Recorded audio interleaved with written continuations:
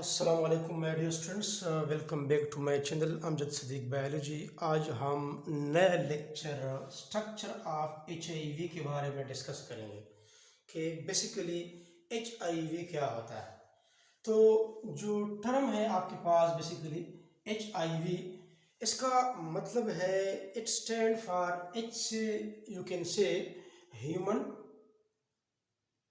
Human आई से immune, immune आई से immune deficiency,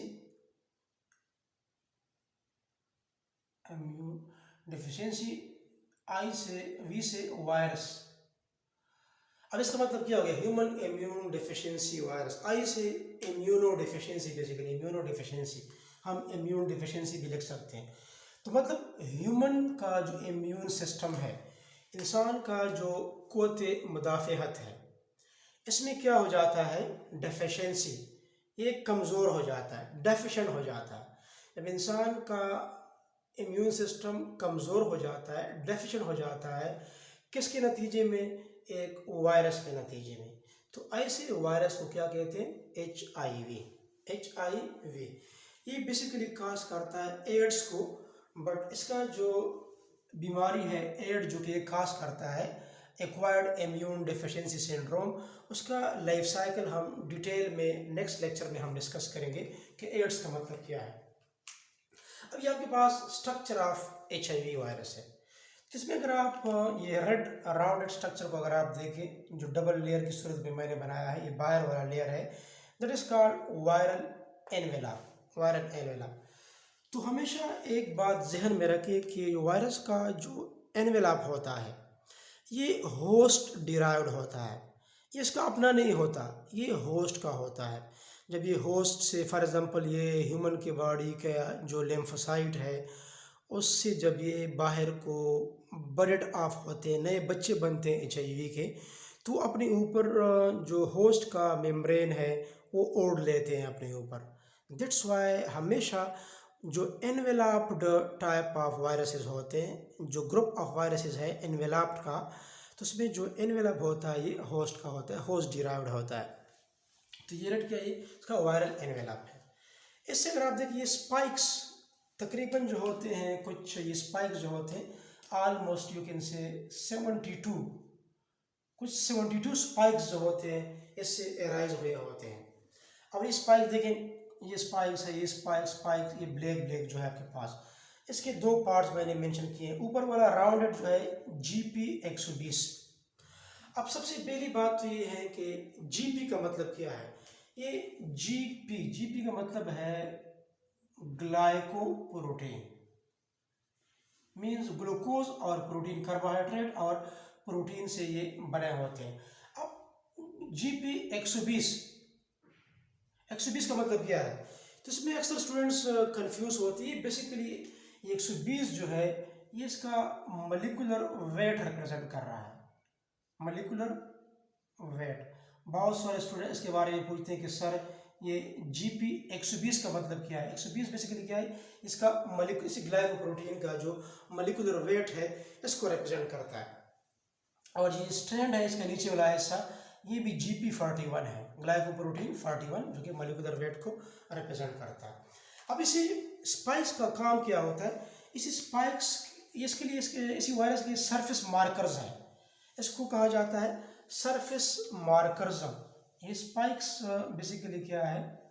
they are called surface markers. इसकी मदद से क्या करते हैं?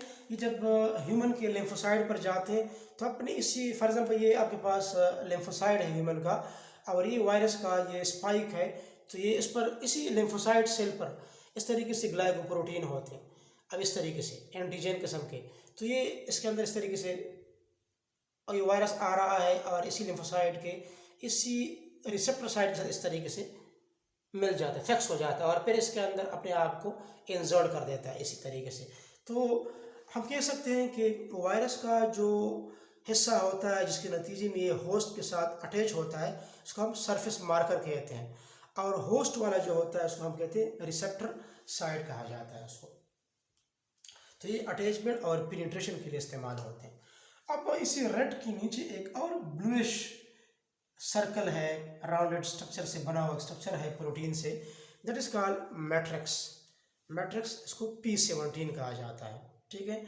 और फिर इसी मैट्रिक्स के नीचे एक और बुलेट शेप स्ट्रक्चर है, दैट ये ब्लैक में जो है आपके नजर आ रहा है, इसका कैप्साइड, इसको P24 कहा जाता है इसको। और इसी बुलेट शेप स्ट्रक्चर इसको कैप्साइड कहा जाता है। इसके अंदर जो एनक्लोज्ड एरिया है इसको कोर कहा जाता है, कोर। और कोर के अंदर कितने दो आरएनए हैं, दो सिंगल स्ट्रैंडेड आरएनए हैं, मीन इसका जीनोम है। जीनोम मीन इसका जो टोटल क्रोमोसोम है इसको हम जीनोम कहा जाता है। और इसी कोर में इसी आरएनए के अलावा 3 किस्म के क्या एंजाइम है। एक एंजाइम का नाम है रिवर्स ट्रांसक्रिप्टेज, ये आरएनए से डीएनए बनाता है। क्योंकि इसके अंदर आरएनए है, आरएनए कंटेनिंग वायरस है, कुछ डीएनए होते लेकिन ये आरएनए कंटेनिंग है, ठीक है। तो ये आरएनए से फिर बाद में डीएनए बनाते हैं। कैसे बनाते हैं हम इंशाल्लाह लाइफ साइकिल ऑफ HIV में हम डिस्कस करेंगे। रिवर्स ट्रांसक्रिप्टेज आरएनए से डीएनए बनाता है। प्रोटीएस ये प्रोटीन बनाते हैं। वायरस एक जब ये बच्चे पैदा करता है होस्ट के अंदर, स्पेशली लिम्फोसाइट के अंदर, तो प्रोटीएस उधर प्रोटीन सिंथेसिस करता है। हम डिस्कस करेंगे लाइफ साइकिल ऑफ HIV में। एक और एंजाइम है एंटीग्रेज।